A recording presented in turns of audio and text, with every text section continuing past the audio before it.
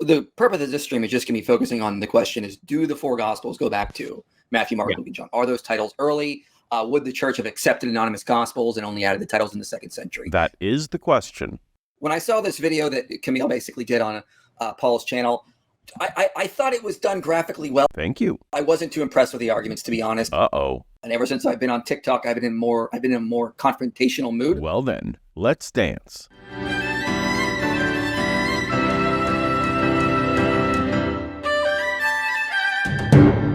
Welcome to Paulogia, where a former Christian takes a look at the claims of Christians, specifically about my work. A few months ago, I put out 2 gospel author-related videos in relatively short succession. Who really wrote the Gospels? The first in what I hope will be a many-video series called Holy Book, and then Camille Gregor joined me for Why Gospel Authorship Cannot Be Correct. These spawned nearly 6 hours of live stream panel discussion reactions from the likes of Michael Jones. Today we are going to be responding to a recent video by Paulogia, or as he's known by people who have never pronounced his name, Paulogia. Eric Manning. Dealing with a video by Paulogia. Some other blokes. Jonathan McClatchy, who has been no stranger to the channel at all. David Paulman, a.k.a. The man of many people in his rogues gallery, including James White. Than of Exploring Reality. Than has to stay. He can't leave. He has to stay the whole time. That's a rule I have. And someone new to me. Stephen Boyce. He is a PhD in New Testament. What is your channel, Stephen? Do you have one, or do you just kind of float around? You're muted, Stephen. Come on, this is a professional channel. Get it together. Now, it turns out there's been a bit of controversy about exactly how serious one should take Stephen's academic credentials. I've left a link in the description to friend of the channel Chrissy Hansen's blog detailing the whole thing. But for my purposes today, what Dr. Boyce had to say about gospel authorship is ultimately the whole reason I acquiesced to do this response to the responses at all. And so I got numerous requests to respond to that, and I was like, what the heck, we can do that. It's not going to be that hard, but it might take a while. Because there's a lot there to go on. A lot of the arguments are not going to be hard to address. There's just a lot there that needs to be go through. So stick around to the end to hear Stephen's takes on the Gospels that would make an evangelical's head spin. Huge, if true. We're not going to be playing the full video. We're going to try to hit the main points. I'll be focusing primarily on the comments made directly about me or the gospel authorship case in general. And I'll leave the particular critiques of Camille's arguments for him to counter if he so chooses. And it should go without saying that since the clips I'll be using are lacking full context, I encourage you to check the source to make sure I'm being fair and accurate. We all are in agreement here, guys, that this was a very well-produced, visually awesome, well put together presentation of at least the skeptical case against the Gospels. And we all have a lot to say in response, because while the presentation itself was definitely really high quality, we do think some of the information was missing some key context and other information. Paul did a phenomenal job. I actually want to figure out, A, did he do it? B, did he hire somebody? And if he did hire somebody, can I find that person and do them for me? Because I thought the videography was phenomenal. Thank you. For better or worse, that was all me. And honestly, I thought he was quite fair on some of the pushback that he already presupposed he would get. So we really don't even have the pushback because he started trying to answer the pushback that we would have all given. I think it was very well made. There are some very key statements that were made in there that I think are fair, but need extra context to them. Like there's certain observations that I think are true, they're fair, and I think there's explanations for them. And so I would say it was well done. There were some fair statements made, but a little bit of context probably would answer some of his concerns and skepticism. So lots of affirmation for being well put together, fair, and true. So the criticisms won't be about my information being false. In their words, it was missing context, and they have explanations. So given that, before we begin, I want to share an insight from a recent Mr. Deity video. This has to become the official emoji of Paulogia. It's like the emoji creators looked at a bunch of Paulogia's videos and thumbnails and made this emoji based on the face you can see him frequently making throughout. No, not that. All of us together have to stop using the term apologist and start calling these people what they are. Excusagists. That's all they really do. Make excuses for why this scripture doesn't say what it says, or why an all-powerful God can't do, well, anything anymore. and they're not even good at it. So maybe bad excusegist? No, that's too long. Let's just imbue the term excusegist with negative connotations. That's what both of these streams felt like to me. My video made correct observations, and panelists replied by making excuses for why the data for traditional authorship isn't better. Here are but a few of dozens of examples. If the traditional names were already attached to the Gospels before 120 AD, why would these church fathers refrain from using them to cite their quotations, and even go so far as to use alternate names, especially when they do explicitly credit other authors by name within the same documents? Why would you have to explain yourself to churches all the time about books they already know?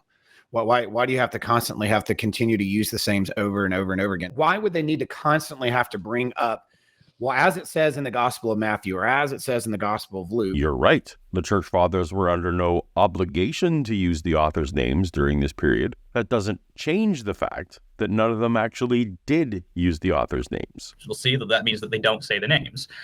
You're right. Like, that would be pretty much decisive evidence on our side if they did. But it doesn't mean that the only type of evidence that's going to be relevant is if they say the names Matthew, Mark, Luke, and John. You have to deal with the evidence that is there. What Justin does tell us is more supportive of the traditional authorship position than it is of the idea that they were anonymous. Is this the strongest kind of evidence against anonymity? No, but it is still evidence that you have to deal with. That's excusegetics. The author explicitly distinguishes between himself and the mentioned disciple. We, the author and the readers, know that his, the disciple's, testimony is true. The text makes it clear that the beloved disciple is distinct from the author of the fourth gospel. One can even admit that this coda here, this part, where the author or whoever's the author of this coda is saying that we know that his testimony is true. You could even agree that this is not written by the same person who wrote the rest of the gospel, right? If you think that the distinction there, sort of the language of saying that, he wrote these things and we know that his testimony is true. What you don't do there in a situation like that is say, oh, well, then we just reject what they said about, the disciple writing these things, and instead whoever, is saying that they're the one who wrote this whole thing. If you think that those have to be different people, what you would naturally conclude, to my mind, would be that there was sort of a first edition that had been written by the disciple, and then, perhaps after he had passed away or something, then this was added on at the end, right? Perhaps to correct some misunderstandings, whether those would be, for example, if the disciple whom Jesus loved was going to live until Jesus returned or something like that. That's excusegetics. It's not just excusegetics, it's ad hoc excusegetics. Some unwarranted speculation. Also, can we address the fact that in the stream, everyone keeps saying that this is speculation? I think there's a lot of stuff that just is spun out that sound to me like just so stories. And there was like assumptions that were made that I think is highly contestable. We're accused all the time of believing things without evidence, but there's no evidence for this whatsoever that this is what happened. You can't just say, here's my hypothesis. It can vaguely explain the data, no matter how unparsimonious it might be. Therefore, yours is wrong. No, I agree. This is a bedtime story. This is a just so story. This is the textbook definition of a just so story. It's just like I made something up that's completely ad hoc, and this explains away the data. See you later, Christians, checkmate. Personally, I'm less interested in the fact that David and the others have come up with a potentially plausible just so story to explain the data. And I don't differ too much on that, David, as far as the ending goes. And I actually think that's where the narrator and the writer go in. Hold your horses, Stephen. We're going to get to your theories in a bit. What I'm interested in right now is the constant agreement that the facts presented in my video are affirmed as facts by the panel. Facts that are uncomfortable for the kind of person who thinks that Matthew, Mark, Luke, and John wrote Matthew, Mark, Luke, or John. I mean, David's best case scenario is that the book of John had editors monkeying with it after John died. Even that's not going to sit well with a lot of Christians. That's excusegetics. While Matthew was known as a tax collector, we should not think of him as a modern-day educated accountant. In Palestine, the position was simple and crude, collection and enforcement, without significant paperwork or need of literacy. I don't really know exactly where Paul is getting this whole idea that, like, if you were a tax collector, you were just this kind of crude enforcement type that wouldn't read anything. I mean, I put footnotes right on screen throughout the video. So Matthew, let's just say that he was decent at business, terrible at writing an account, because I agree that that's not enough to make the point, because writing a treatise as well done as Matthew would be different than writing tax receipts. I think what we're saying is that just means he has the ability of language. But what's alleged to Matthew as well is that he was not just the name Levi, but he was a Levite. And if Matthew, and it's alleged on him by the early patristics, if he is a Levite, he would have been trained out of the few people that are trained in the Jewish teachings and in the Talmud and all these other writings. It would have been somebody who was a Levite. They're already a smaller tribe. They're provided for by others. They're a part of priesthood. Some of them are alleged into priesthood. Some of them are given into scribal. Sure, I put up 2 explicit quotes, one from the canonical Bible and one from an early church father, that this panel portrays as having direct ties to the 12, both saying that the 12 were illiterate. But Stephen wants to counter with maybe Matthew was also known as Levi, something no text tells us, but some Christians want to infer. And maybe, because that name Levi sounds like the word Levite, then maybe Matthew was a Levite. Maybe some Levites might have been able to write things in Hebrew, which is not the language that the first gospel was even written in anyhow. A string of maybes is supposed to cover over my direct evidence? This is a just so story. That's excusegetics. In the 9th chapter of the first gospel, there is an account of Jesus meeting Matthew, who is traditionally considered the author of the book. However, instead of using his own words to describe this significant event in his life, Matthew simply copies the narrative nearly word for word from the author of the second gospel, who certainly was not present. Why does he take over Mark's wording of his own conversion? Great question, and definitely don't provide an answer from an entirely different passage. If you actually look at the different accounts and you do a side-by-side comparison regarding the whole party at Matthew's house thing after he received his call, Luke records it. Then Levi hosted a grand banquet for him at his house. Now there was a large crowd of tax collectors and others who were guests with him. Mark's gospel refers to this happening in his house, where Matthew's gospel, it tends to actually be a little more modest. It says that while he was reclining at the table in the house, many tax collectors and sinners came to eat with the disciples with Jesus and his disciples. Now, maybe this is just a variation, and I don't want to make too much out of a few different changings in wording here, but it is interesting that he refers to it as the house, and he omits all mentions of himself or the grandness of the event, which I think would be more consistent with Messian authorship. You heard it here first. Not mentioning your own name is now somehow evidence that you are the author. All kinds of books don't mention my name. I wonder if I wrote any of those. Again, this is by no means like a knockdown proof whatsoever. I'm not trying to present it that way. Again, it could just be a variation, but the fact that he's kind of taking pains to just kind of draw attention away from himself is at least kind of interesting to some extent. With the actual facts in question never addressed. That's excusegetics. However, if Mark's writing had a singular purpose of being comprehensive, as described by Papias, then our second gospel does not appear to be a strong candidate for Mark's composition. It is significantly shorter and more concise than the other gospels. I love what you're saying there, and I just think his objection here, I think, is saying that there's not a match between the internal and external evidence. So what he's saying is that the internal evidence is that, Mark is very short, whereas the external evidence from Papias is saying, Mark wrote down everything that he heard from Peter, right? But that clearly can't be true, right? But I pair Papias' statement with Clement's, right, to interpret that. Because what Clement tells us is that Mark is written sort of as the result of a sermon that Peter preached in Rome.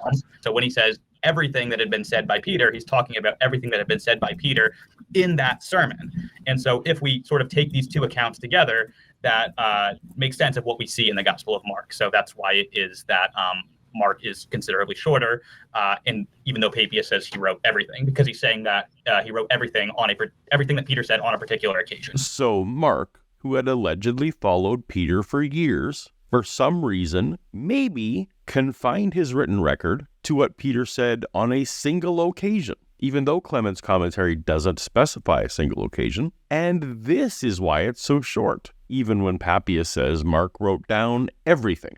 Really? That's excusegetics. I could go on and on with these excuse examples, but if you watch the streams yourself, paying attention for all the times the panel instead makes an excuse for why the data for traditional authorship is weak, you'll see that it's really their only tack against the undisputed data I presented. Though some of the time, the panel instead simply seemed to misunderstand the point. For example, my video points out that even if one grants that the third gospel was written by a traveling companion of Paul, there's no reason to expect that traveling companion would necessarily need to be someone mentioned elsewhere in the Bible. It could just as easily be a companion not mentioned in other books of the Bible. It is important to note that there is no compelling reason for the author of the third gospel would necessarily be limited to the few individuals named in Paul's letters. The majority of early Christians remain unnamed, so the identification of Luke as the author is a relatively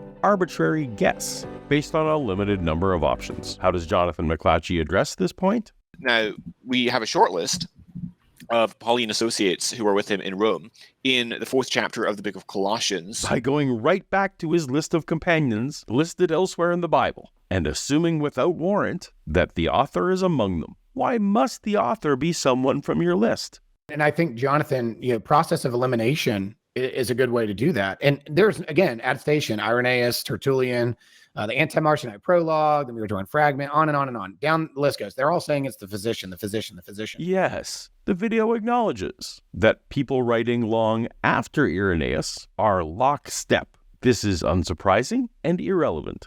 Irenaeus declared that only 4 of these are authoritative. Those he names Matthew, Mark, Luke, and John. All the later traditions about gospel authorship trace back to this proclamation. But what about the 100 or so years between the writing of the Gospels and Irenaeus? We have external attestation. We have process of elimination, which Jonathan just gave. So then we got to go back to the question again. Is Luke written by a physician? The question isn't, was the third Gospel written by a physician? A conclusion on which I'm not yet convinced. Yeah, of course they use other medical term. I mean, we do. I don't have a doctorate in the medicines, and I understand antiseptics. I understand the usage of certain medicines. It doesn't make me a doctor, but I can talk about it and reference it. I know enough medical stuff to help my child to get relief. It doesn't mean I'm a medical doctor. So yeah, of course other writers use it, but we're talking about this amount. But the question is, was Luke even a physician in the first place? My video points out that the only passage calling Luke a Gentile or a physician is from Colossians, a book widely believed to be an inauthentic forgery. The same problematic passage in Colossians is our only source indicating that Luke was a physician. Again, the panel just missed the point of the objections and merely repeated the evangelical talking points that I was countering. Some argue that Mark was an obscure figure in the early church, and therefore his name would not have been chosen later to lend authority to the gospel. He was a far less prolific character, a much more obscure figure in the early church. He's mentioned only a couple times in Acts, very briefly. He's best known for having abandoned Paul on a mission trip through Pamphylia and causing a split between Paul and Barnabas. It seems like an unlikely choice of attribution of authorship. However, due to limited documentation, we have no concrete information regarding who was well known and who was not. It is worth noting that John Mark is mentioned at least 9 times in the New Testament, which is more frequent than the mentions of the disciple Matthew, who is often considered more famous. Is that even correct, Jonathan? How many times is Mark mentioned in the New Testament? Yeah, that's not correct. I counted 6. So the 9 Bible references that are literally on screen now aren't good enough for you? I mean, you can stretch it out if you count, if Mark is mentioned more than once, like in Acts 15, for example, when it's talking about the split between Paul and Barnabas, Mark is mentioned more than once. So you can stretch it out to 9 that way. But if you only count each individual actual reference, it counts up as around 6. Okay. He's just kind of appealing to, well, we don't know. We don't have enough documents. Maybe Mark was like this super famous guy in the early church. And it's just like, now we're just appealing to bare possibility at this point. Again, you've missed the point. My case doesn't rest on whether Mark is or is not an obscure figure. It's part of your case, and I've yet to see it defended. Please demonstrate that Mark was an obscure figure. And that it is John Mark. I mean, you can go to the Coptic churches, find their lineage of bishopric that goes back to John Mark, who started it after Peter's execution in Rome. It goes down to Alexandria, begins churches. They lean into their lineage going back to John Mark. We have earliest attestation of his burial, where he was placed, bishops that went to go see his grave before their executions, like another bishop named Peter at the time, visiting the grave of John Mark. Sounds pretty famous to me. For reasons I cannot fathom, the panel's primary defense for the traditional gospel authorship is other church traditions. Look, if I'm willing to accept church tradition at face value, then I would just accept gospel authorship based on the same dubious say-so. Just so stories? I'm looking for the evidence for these traditions and pointing out that it's incredibly thin. The most obvious conclusion is that the names didn't exist yet. Now, if the traditional authorship gained acceptance between 120 and 180 AD, it's not just individuals at certain times had an opinion. It's who these individuals were. Most of them are succession line bishops who are under the churches of the apostles. And they have the tradition of the apostles, both written and oral, being passed on and retaught through the bishops over and over again. So I think when we start trying to go, well, what about this gap period over here? What about it? Because if we can trace the succession lines, the gaps really don't matter. It's because of who they are, who they knew, who trained them, and what documents, what traditions were passed to them from the apostles. And Irenaeus is only one remove from the apostle John. He's not that far off. Clement of Alexandria being in tradition of Mark himself, because Mark is the one that went down into Alexandria and started these churches. These people knew. Polycarp knew the apostles, or particularly at least John. When you're talking about Ignatius, you're talking about Polycarp, you're talking about Papias. You're talking about people that knew the apostles, and not just knew them, even if you want to argue they didn't. yes, I want to argue that they didn't. Did Polycarp, a Christian bishop in 2nd century Turkey, meet John the Apostle? Polycarp himself never made such a claim in his own writings. The earliest source mentioning a connection, Irenaeus in the 180s AD, only says that Polycarp was appointed bishop by unnamed apostles in Asia, and that unnamed sources told Irenaeus that Polycarp had met John. Irenaeus never states that he heard Polycarp himself make these claims. Polycarp's own letter to the Philippians mentions the apostles only as historical figures whose teachings were passed down, not as people he knew personally. As time passed, later sources like Tertullian and Eusebius embellished the story, contradicting the earlier accounts. Tertullian in the early 200s AD claimed that Polycarp was appointed bishop by John the Apostle himself, even though this would be chronologically impossible given John's advanced age. Eusebius in the early 300s AD went even further, quoting a likely forged letter in which Irenaeus allegedly describes hearing Polycarp talk about his direct interactions with John and other disciples, even though Irenaeus's authentic writings make no such claims. This progression suggests a legend growing over time rather than an authentic historical record. The evidence indicates that Polycarp, like his contemporary Papias, probably never met the apostles directly, contrary to later legends. As for this tenuous idea that Clement of Alexandria is an authoritative voice on this because Mark started the church in Alexandria, well, the earliest evidence for Mark starting the church is a claim by Eusebius in the 4th century and later by Jerome in the 5th century. More importantly, Clement himself makes no such claim to have known Mark or any disciple personally, or even to be in any kind of Mark tradition.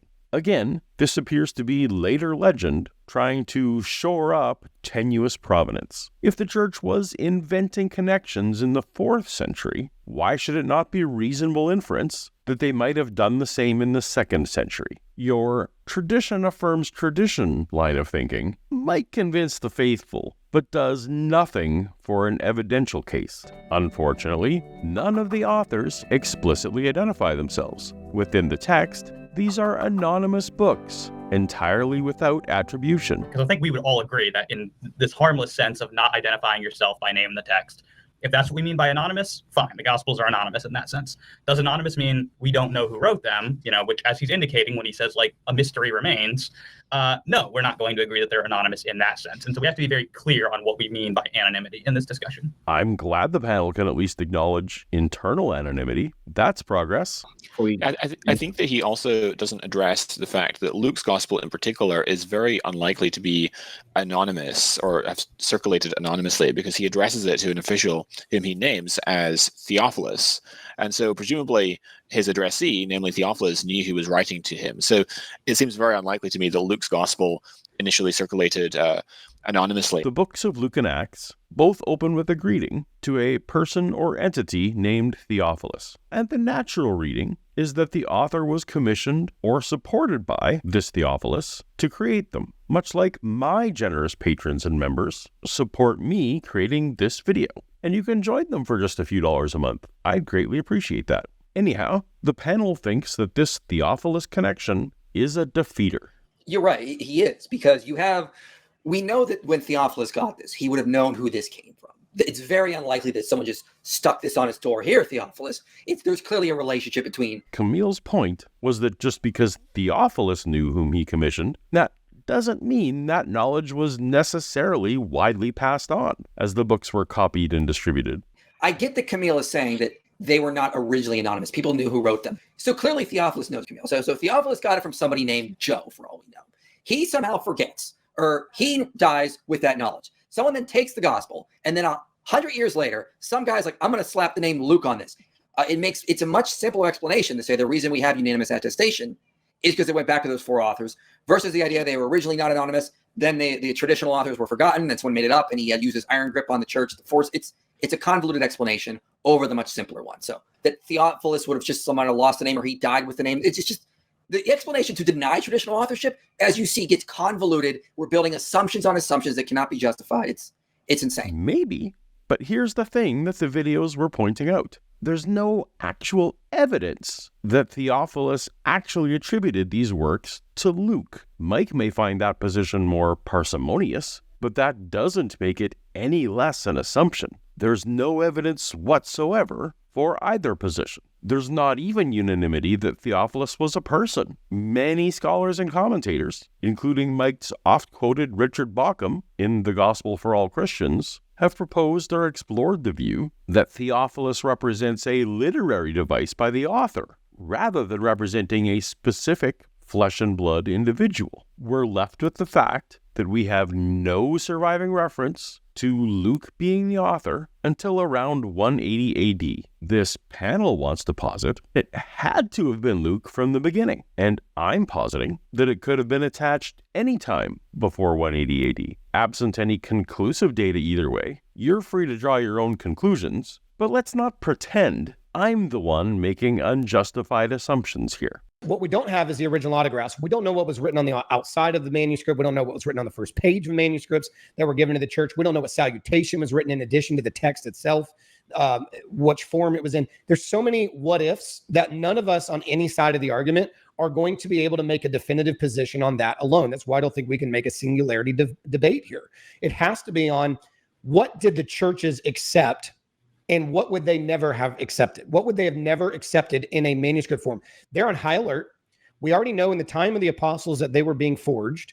Paul was concerned about this. Peter talks about corruptions to the word of God and to the works of Paul.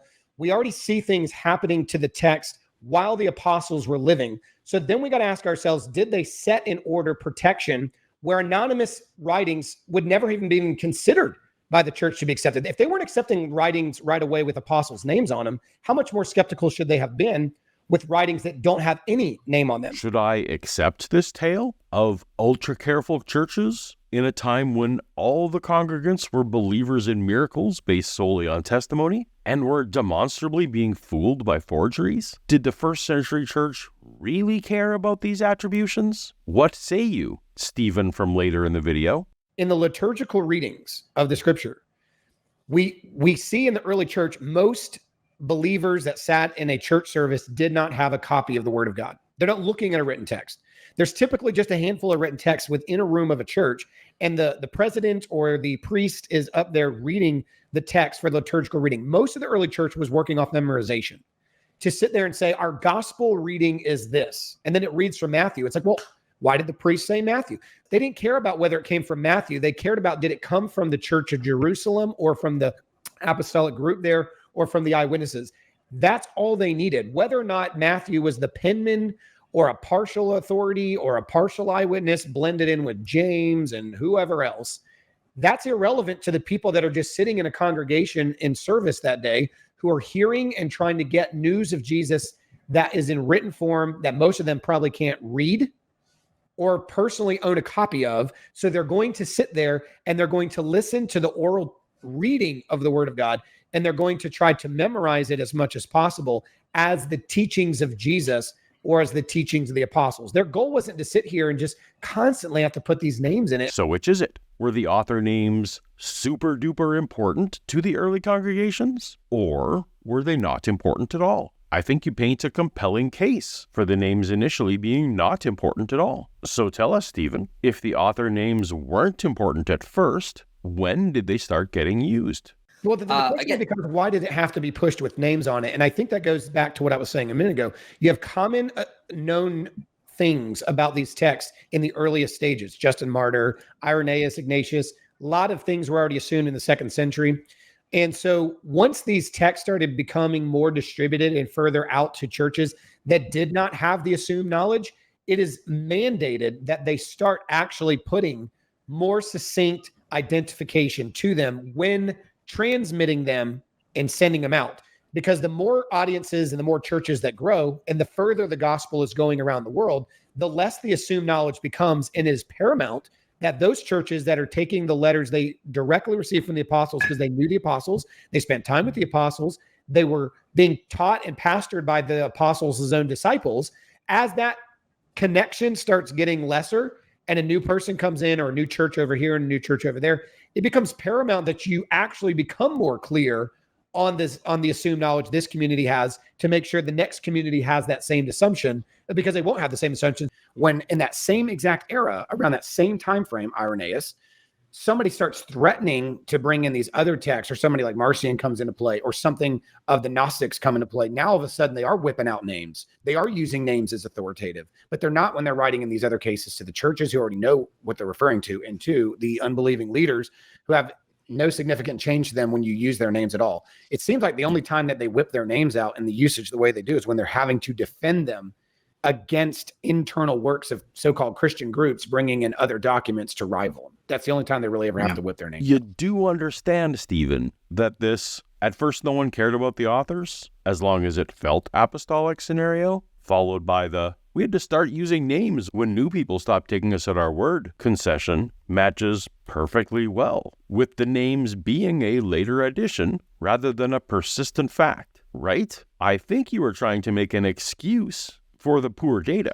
That's excusegetics. But instead, you ended up helping the anonymous scenario seem even more plausible. Kip Davis asked in the chat, I asked before and would love for the panel to answer this question. Is it in any way problematic if all 4 Gospels are anonymous? So I would argue that the successful demonstration that traditional authorship is correct adds to our case for the credibility of the Gospel accounts, but our case for that does not rest upon the traditional authorship. I would answer that yes and no. If they were anonymous but traceable to the correct people. So what do we mean by anonymous? Because some would say that just some random groups of Christians compiled this. That's problematic. If they're actually apostolic figures and they were groups of the apostles and eyewitnesses who were leaders in the churches ordained by Jesus himself to do this, that's why I have no problem with Matthew being a group gospel, or that he wasn't the full-blown worker on his, or John on his. Oh, I think it's time, Stephen. Tell us more about the Gospels being group projects. No, I just think it goes back to my perspective is that on the Gospels,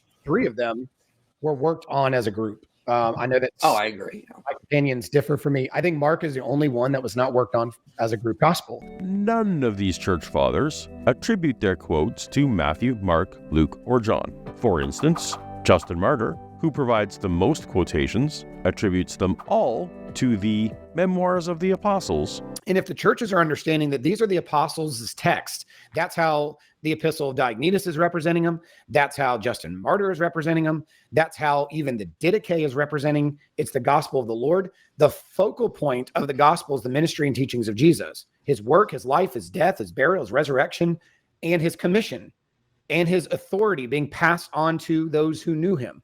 That's the way they're looking at it. And their works were what the churches were using. So to reference them as the Memoirs of the Apostles, to me, makes more sense if we understand that most of these Gospels were a corroborated work amongst the group of the eyewitnesses putting them together. So to be clear, you're affirming it makes the most sense from the data to say the earliest church fathers were avoiding attribution to single authors. I think Matthew's work was a published work from Jerusalem that was a combination of multiple apostles, not an individual apostle. There may have been one framework of that. There might have been one champion to produce it. Papias stated that Matthew's work was written in Hebrew, but our first gospel is an original, high-level Greek composition, not a translation. Linguists overwhelmingly agree on this point.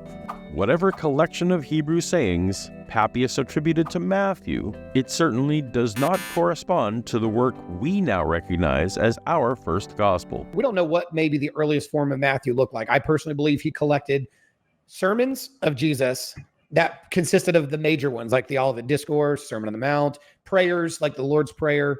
These would have been things that Matthew would have recorded initially on, just collecting major things that the churches were using and reciting. Then it required a better and a more full account to be distributed from Jerusalem, which would have been other eyewitnesses and apostles that were still abiding in the city at that time. And they would have corroborated together and just real quick, we have indications of this with Matthew, that other people had their hands on the account. We have records of Barnabas. We have records of James the Just. We have records. We have multiple statements in history that other individuals that we would associate with the Church of Jerusalem and Antioch who had their hands on this. So to be clear, you agree with my video in that whatever collection of Hebrew sayings Papias attributed to Matthew, it certainly does not correspond to the work we now recognize as our first gospel. Well, what's interesting is that his view of this gospel of Matthew, whether it was the Matthew we have or not, or something similar or something attested to him, whatever your opinion is, it seems to be slightly different. And so my perspective is not the view that Matthew is written completely in Hebrew, all the sections, teachings, and everything that we have today, and then all of it was translated over to Greek. I don't think that's what happened.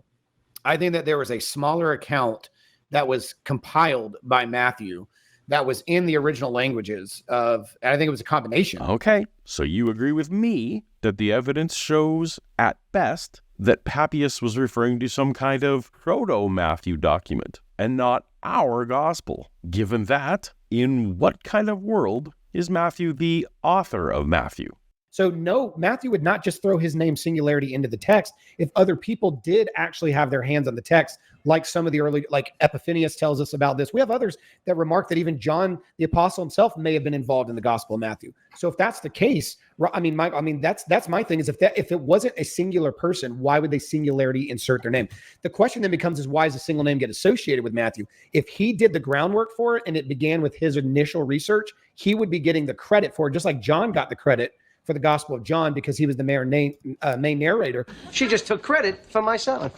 So you agree Matthew wasn't the author, but possibly a contributor or an important source. That's a very different claim on the table now. When you're looking at even Luke's gospel is a group effort, with Luke doing all the groundwork, because he would have investigated multiple witnesses that were there. Agree. The third gospel most definitely feels like an editorial compilation. I think John's gospel was the Johannine community. I don't think he was the only one. I think he narrated it. I think somebody else wrote it. I think others, maybe perhaps Andrew was there. So again, if that's the case, we should start seeing some of these things come up. It's easier to understand if the apostles didn't work independently of each other on any occasion. We have evidence of that, particularly on the Gospel of John, when we're looking at just the different aspects of those that have talked about how the making of John happened, that there were groups of people, Andrew and John together. Also, other elders are described not by name, but being there. I also think that explains the simplicity of the vocabulary in John, but the complexity of its writing. I think that John was using a professional scribe, and if he was in Ephesus, as we were told he was when this was happening, he'd have been short of no ability to find good professional scribes. These are more collaborated works of groups of apostles and eyewitnesses with one main person doing the groundwork who gets probably the credit for it, like Matthew or like John. Sorry, I took all the credit. So it seems like that there's groups. So for another reason why I think it wouldn't make so much sense for him to go out and just say, well, according to John, because the earliest stages of the Gospels, it wasn't so much focused on the author as much as the group that produced and authorized them. So neat. You agree with my contention that the Gospels, at least 3, show clear signs of being compilations from prior sources. You admit this is what the data shows. Great. That means traditional authorship, the way the average evangelical holds to it, is completely off the table. That's a huge takeaway.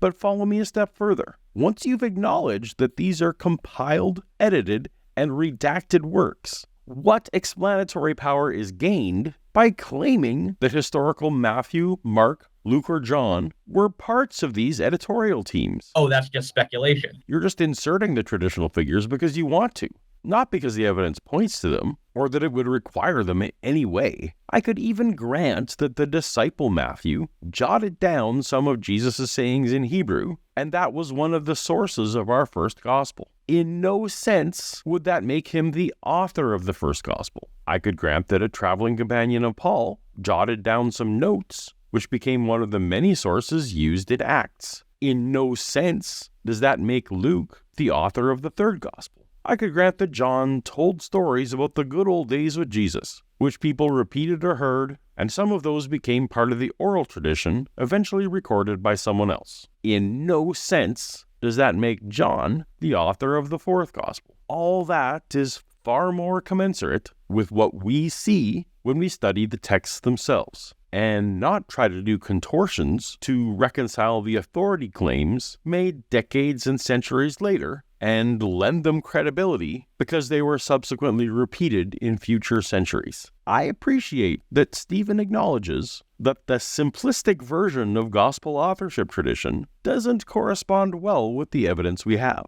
but I'm baffled that he's so credulous in trying to rescue the notion. It sounds to me like just so stories. Just admit that while we may never definitively know the true authors, it is highly unlikely that Matthew, Mark, Luke, or John wrote the Gospels attributed to them. None of this threatens traditional authorship, because at the end of the day, when you boil all this down, what do we still have? Unanimous attestation saying it's Matthew, Mark, Luke, and John. Yes, the best evidence for traditional authorship is tradition. Forgive me that I'm not impressed that Christians got their story straight 100 years after the fact and then managed to stick to their story. And forgive me that because we've always said so isn't sufficient reason for me to believe. At the end of the day, what I got from nearly 6 hours of streaming was not refutation, but excuses for why the data is inconclusive, acknowledgement that single authorship is unlikely, given the works we're talking about, and placing a high value on late tradition that I simply cannot buy into. If you're going to accept everything a book says, I guess it makes sense that you'll just accept most of what people say about the book too. Yeah, I'm getting exhausted, so we're going to wrap. Good call. That was a lot. But if you're ready for more, why not tap on the video on screen now, tackling the claims of Christians, and I'll see you over there. Until next time, later.